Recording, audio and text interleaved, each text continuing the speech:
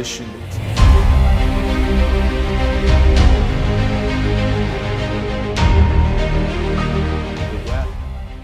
Thank you. I'm honored to be here. I've heard so much about all of the great things that are happening in northeast Syria. I was in the Department of Defense. I have been in the United States Army. I was a senior government official, and I know all of the great work that the SDF and the people of northeast Syria did to defeat Daesh. And I wanted to come here and thank the people of northeast Syria and learn more about the SDF and what is going on here now. What I've learned is that ISIS, although the military caliphate has been defeated, the war continues, and I'm very troubled to see that the coalition in the United States seem to have moved beyond continuing the fight against Daesh. That is one of the major things that I've learned while I've been here. I think the campaign to defeat ISIS, where the United States partnered with the Syrian Democratic Forces, was a masterpiece of military genius. And through the glory and the sacrifice and the valor of the SDF and the northeast Syrian people, we saw probably one of the greatest victories of the modern era.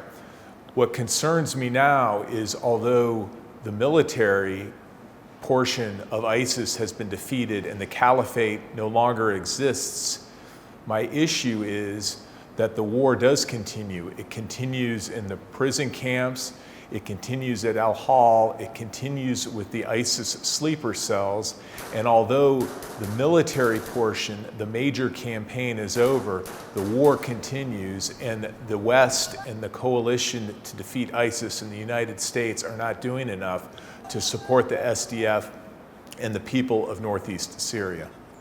I think that Mr. Miller should visit Afrin for himself. I do not believe that there are enough United States diplomats in northeast Syria to make an assessment like that.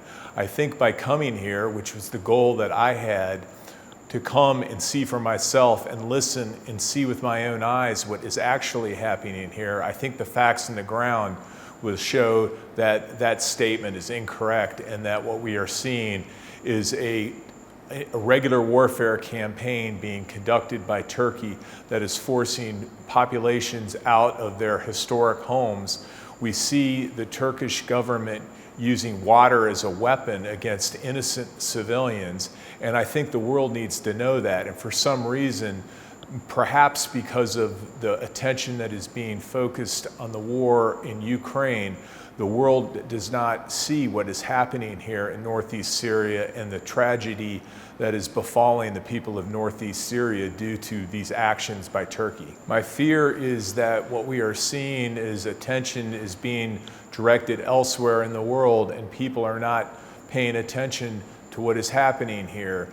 And I think if the world knew what was happening here and the United States citizenry knew what is happening here, I think there would be a change to recognize all the amazing things that have happened here in northeast Syria with the AANES, with the SDF becoming an extraordinarily professional fighting force that is protecting the people of northeast Syria. What the issue also we need to recognize is that northeast Syria is a pivot point of geography where we are seeing our Iranian malign influence, we're seeing Hezbollah, we're seeing Bashar al-Assad's forces, and then we see Turkish aggressiveness all coming together here. And what I want the American people to know, and the reason that I am here, is to learn more so that I can go and show and talk about all the amazing things that are being done here. One of my biggest observations and surprises is I almost feel as if I'm meeting patriots from 1776 from the American Revolution, because what we're seeing here are great patriots that believe in equality and democracy and freedom, fighting for it every single day. And I think if the American people knew about the character and the courage of the SDF and the people of northeast Syria, I think it would change our policy of the United States. I think the United States has a moral obligation to the people of northeast Syria and the SDF that fought, 10,000 of whom died fighting ISIS on behalf of the coalition, that we have an obligation to follow up with the issues of detainees, the repatriation of ISIS families, and we owe a large amount of resources that are not coming right now to the SDF and the AANES, as well as the civil officials and police officials, to make sure that the ISIS detainees as well as the families are repatriated, and if they cannot be repatriated, tried in a legally sufficient fashion.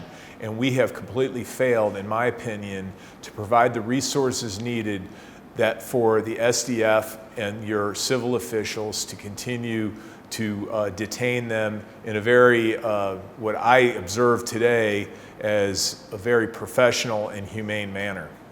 I'm embarrassed by the international community that they have not taken more responsibility in bringing their citizens back that fought for ISIS. I think it's a travesty.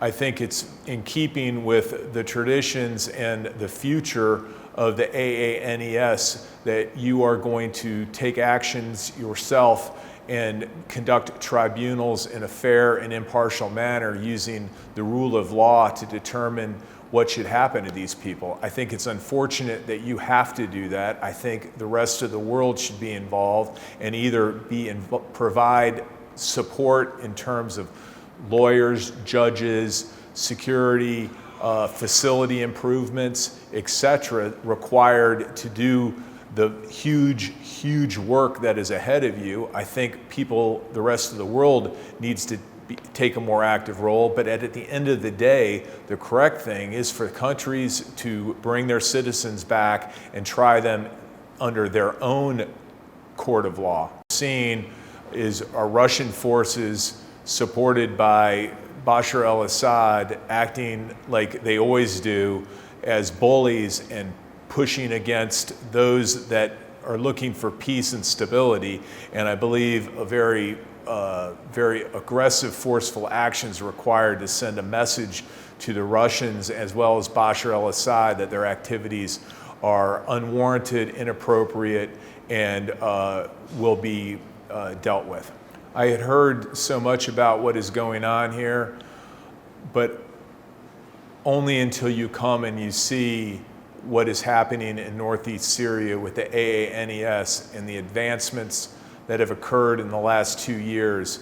I think many people lost interest after the defeat of Daesh and the defeat of the Caliphate, and they aren't aware of what is happening. And that has been the biggest surprise for me during my visit, is to meet with the leaders, the civilian and military leaders, and to see their passion, their professionalism, and their vision to create a governance, a place, a project, hopefully someday more than just an idea, but an actual legally recognized entity that supports those that love freedom and provides opportunities to all citizens, no matter race, color, creed, religion. And that's what I was very surprised to see, the passion and the courage of the people of northeast Syria and their leaders,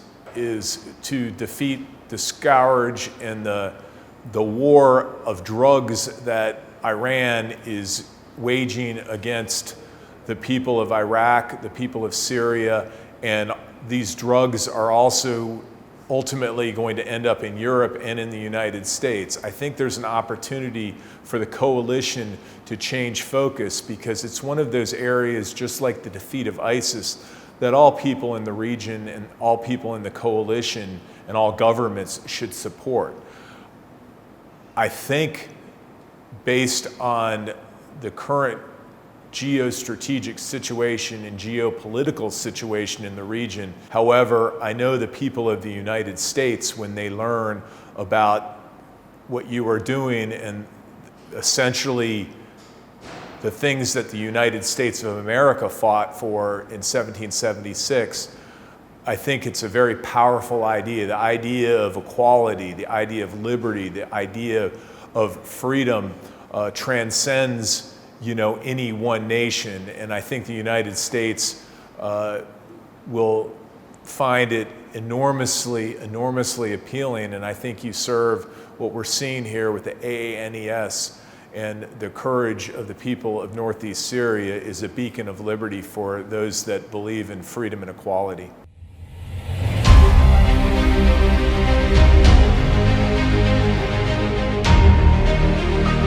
The West and the coalition